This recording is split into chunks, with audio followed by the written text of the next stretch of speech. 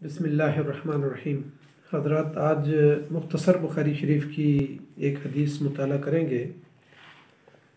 یہ مواقیت الصلاۃ کے اندر یہ حدیث آئی ہے اور مختصر بخاری شریف کی حدیث نمبر 354 ہے، اور ترتیب کے لحاظ سے بخاری شریف کی یہ حدیث نمبر 574 ہے۔ اس حدیث میں فجر کی نماز کی فضیلت کو بیان کیا گیا ہے، اور امام بخاری رحمۃ اللہ علیہ نے اس پر جو باب باندھا ہے فضل صلاۃ الفجر، کہ فجر کی نماز کی جو فضیلت ہے اس کو جو ہے یہاں پر بیان کیا گیا ہے۔ عن ابی موسیٰ رضی اللہ عنہ ان رسول اللہ صلی اللہ علیہ وسلم قال من صلی البردین دخل الجنہ، رواہ البخاری۔ حضرت ابو موسیٰ اشعری رضی اللہ تعالیٰ عنہ سے روایت ہے کہ رسول اللہ صلی اللہ علیہ وسلم نے فرمایا، جو شخص 2 ٹھنڈی نمازیں بر وقت پڑھے گا تو وہ جنت میں داخل ہو جائے گا۔ دخل الجنہ، تو اس کو یعنی جنت میں داخل کر دیا جائے گا، وہ جنت میں داخل ہوگا۔ اب یہاں پہ 2 ٹھنڈی نمازوں کے بارے میں تذکرہ ہوا، تو مسلم شریف کی ایک روایت کے اندر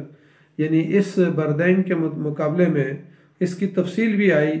کہ وہاں پہ یہ فرمایا کہ وہ فجر اور عصر کی نماز، اس کی جو ہے نا تاکید فرمائی کہ اگر کوئی شخص یہ 2 نمازیں اہتمام کے ساتھ پڑھے گا، باجماعت ادا کرے گا اور ان کی حفاظت کا خیال رکھے گا تو دخل الجنہ، یعنی ان کو جنت میں داخل کر دیا جائے گا۔ امام بخاری رحمۃ اللہ علیہ، اگرچہ یہاں پر دونوں احادیث کی فضیلت کو بیان کیا گیا ہے، لیکن امام بخاری رحمۃ اللہ علیہ یہاں پر فجر کی نماز کی اہمیت کو بیان کرنا چاہ رہے ہیں کہ فجر کی نماز کی اتنی زیادہ فضیلت ہے، اور فرمایا کہ من صلی البردین دخل الجنہ۔ اکثر محدثین نے بھی اس کی تفسیر میں یہی لکھا ہے کہ یہ فجر اور عصر کی نماز ہے۔ اسی طریقے سے یعنی فجر کی نماز کی اتنی اہمیت کئی وجوہات سے ہے۔ ایک تو بنیادی وجہ یہ ہے کہ ظاہر بات ہے کہ انسان دن کو تھک ہار کے آتا ہے اور رات کو سو جاتا ہے، اور صبح بر وقت جو ہے نا اذان کے وقت یا اذان سے پہلے اٹھنا اور نماز کو باجماعت ادا کرنا، ظاہر ہے یہ اولو العزم لوگوں کا ہی کام ہے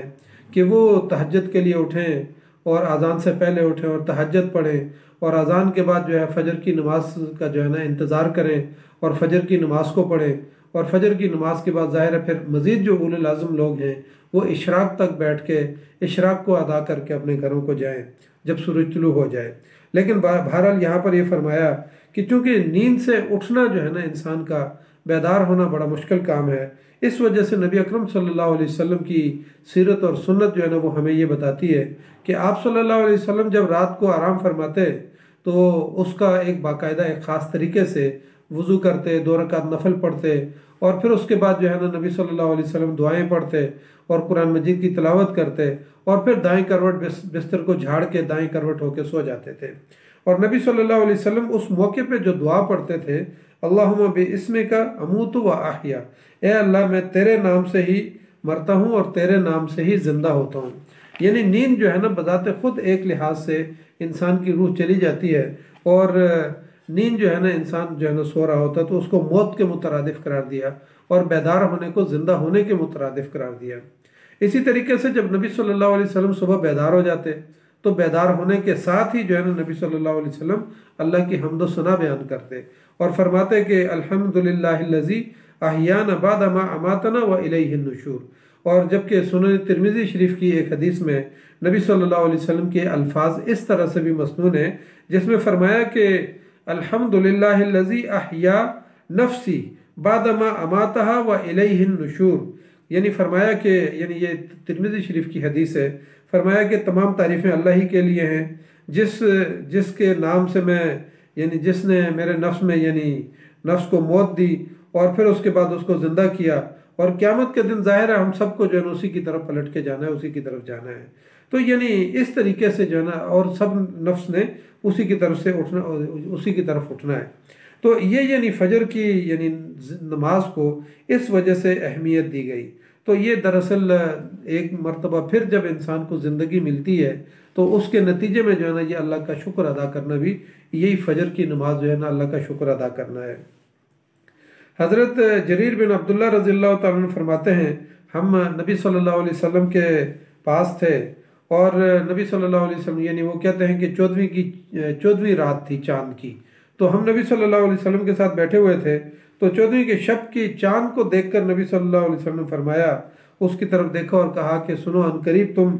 جنت میں اللہ تعالیٰ کو اس طریقے سے دیکھو گے جیسے کہ تم چاند کو یہاں پہ دیکھ رہے ہو، اور چاند کو دیکھنے میں تمہیں کوئی مشقت اور تکلیف نہیں ہو رہی۔ تو کہا کہ تم اور نہ ہی تمہیں کوئی شبہ ہوگا کہ یہ اللہ کی ذات اقدس ہے۔ تو یعنی فرمایا کہ تم چاند کو جو ہے نا، یعنی اللہ کو اس طریقے سے دیکھو گے جیسے کہ ابھی تم چاند کو دیکھ رہے ہو۔ اور پھر آپ صلی اللہ علیہ وسلم نے فرمایا کہ اگر تم اس بات کا اہتمام کر سکو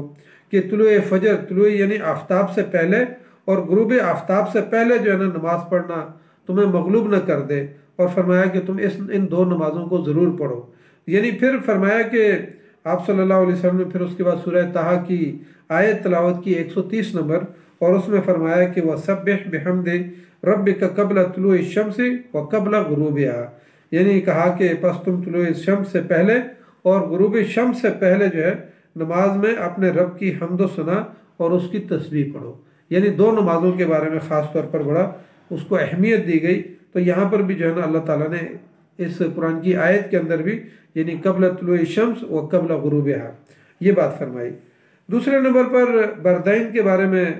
اس سے مراد یعنی عصر کی نماز بھی ہے۔ اب عصر کی نماز کی فضیلت اس وجہ سے بھی ہے کہ انسان ایک تو رات کے وقت جیسے فجر کی نماز کی فضیلت تھی کہ نیند سے بیدار ہونا مشکل ہوتا ہے، اب دن کے وقت جو ہے نا انسان کاروباری زندگی کے اندر مصروف ہوتا ہے، ظاہر ہے اس نے اپنے کاروبار کرنا ہے، مصروفیت ہے، تو اس میں وہ منہمک ہوتا ہے اور مگن ہوتا ہے۔ تو اس وجہ سے اپنے کاروبار کو چھوڑ کے عصر کی نماز کے لیے اٹھنا گویا کہ بہت بڑی بات ہے، بہت بڑی فضیلت ہے اس بات کی کہ ایک آدمی اپنے کاروبار کو چھوڑ کے اللہ کی طرف جو ہے نا مسجد کی طرف پلٹتا ہے،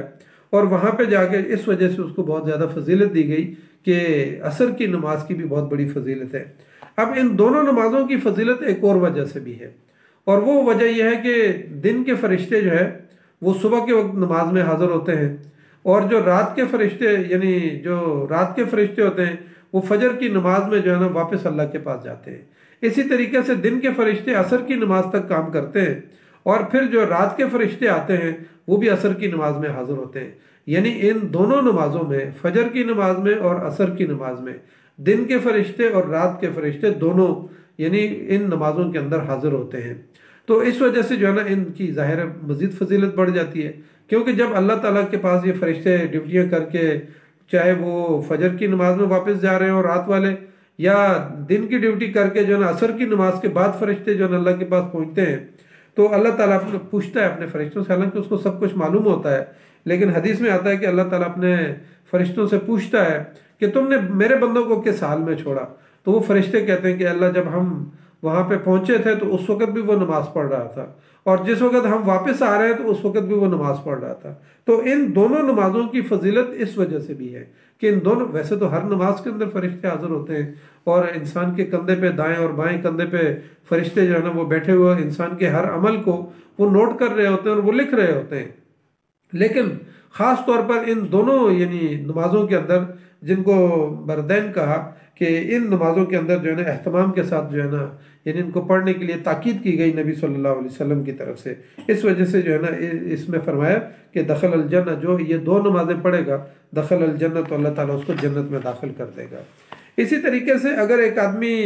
یعنی گناہوں کے اندر ملوث ہو تو کیا صرف یہ دو نمازیں پڑھنے سے وہ جنت کے اندر چلا جائے گا؟ نہیں، بلکہ یہ دو نمازیں اتنی فضیلت اور اہمیت کے حامل ہیں کہ یہ انسان کو باقی نمازیں پڑھنے کی طرف قائل کرتی ہیں۔ پھر اسی طریقے سے ایک انسان گناہوں کے اندر ملوث ہے، کبیرہ گناہ ہے، صغیرہ گناہ ہے، تو صغیرہ گناہ تو ویسے ہی جو ہے نا انسان کے چھوٹے چھوٹے اعمال کی وجہ سے وہ ختم ہو جاتے ہیں، لیکن کبیرہ گناہ بھی جو ہے نا اللہ تعالیٰ پھر ان کو توفیق دیتا ہے۔ اگر کوئی آدمی ان دو نمازوں کی پابندی کے ساتھ حفاظت کرنے والا ہوگا تو وہ باقی نمازیں بھی پڑھے گا۔ اور پھر نمازوں کے بارے میں اللہ تعالیٰ نے ظاہر قرآن میں بھی فرمایا کہ انسان کو بے حیائی اور برے کاموں سے جو ہے نا نماز روکتی ہے، تو جو شخص ان دو نمازوں کی حفاظت کا اہتمام کرے گا تو اس کے ساتھ ساتھ باقی نمازوں کے حفاظت کا اہتمام کر لے گا، اللہ اس کو توفیق عطا فرمائے گا۔ پھر صغیرہ گناہوں سے اور پھر آگے بڑھ کر کبیرہ گناہوں سے بھی اجتناب کی اللہ تعالیٰ توفیق عطا فرما دیتا ہے۔ اس وجہ سے انسان ان دو نمازوں کو تاکید کے ساتھ پڑھنے کی وجہ سے اور اہتمام کے ساتھ پڑھنے کی وجہ سے جنت میں داخل ہو جاتا ہے۔ صحیح مسلم شریف کی ایک حدیث میں نبی صلی اللہ علیہ وسلم نے فرمایا جو شخص طلوع شمس اور غروب شمس سے پہلے نمازوں کی پابندی کرے گا تو کہا کہ وہ کبھی بھی جہنم کے اندر داخل نہیں کیا جائے گا۔ یعنی صحیح مسلم کی یہ حدیث کے اندر ہے کہ جو شخص ان دو نمازوں کی حفاظت کرے گا اللہ اس کو کبھی بھی جہنم کے اندر داخل نہیں کرے گا۔ یعنی مسلم شریف کی حدیث کے اندر یہ بات آتی ہے، نبی صلی اللہ علیہ وسلم نے یہ بات فرمائی۔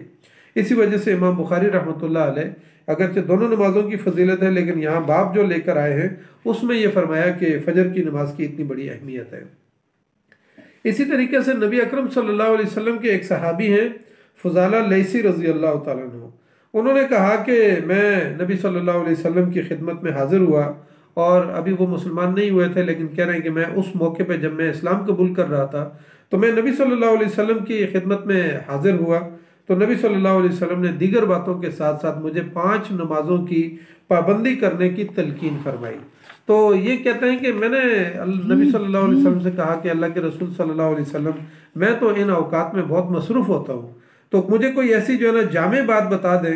کہ جس کی میں پابندی کروں اور پھر اللہ تعالیٰ مجھے جنت میں داخل کر دے۔ تو وہ کہتے ہیں کہ نبی صلی اللہ علیہ وسلم نے فرمایا کہ تم ایسا کرو کہ عصرین کی جو ہے نا پابندی کرو، عصرین کی جو ہے نا پابندی۔ اب وہ یہ کہتے ہیں کہ چونکہ یہ لفظ جو ہے نا عصرین ہماری عرب کے اندر یعنی مستعمل نہیں تھا تو میں نے نبی صلی اللہ علیہ وسلم سے پوچھا کہ اللہ کے رسول صلی اللہ علیہ وسلم یہ عصرین سے کیا مفہوم ہے، کیا مطلب ہے اس کا؟ تو نبی صلی اللہ علیہ وسلم نے کہا کہ فجر کی نماز اور عصر کی نماز کی جو ہے نا پابندی کرو۔ اب دیکھیں نبی صلی اللہ علیہ وسلم نے بالکل وہ آخری نقطہ بتا دیا کہ جس کی پابندی کی وجہ سے انسان کے اندر نیکیاں جو ہے نا آگے بڑھتی ہیں، انسان جو ہے نا نیکیوں کی طرف آگے بڑھتا ہے۔ اور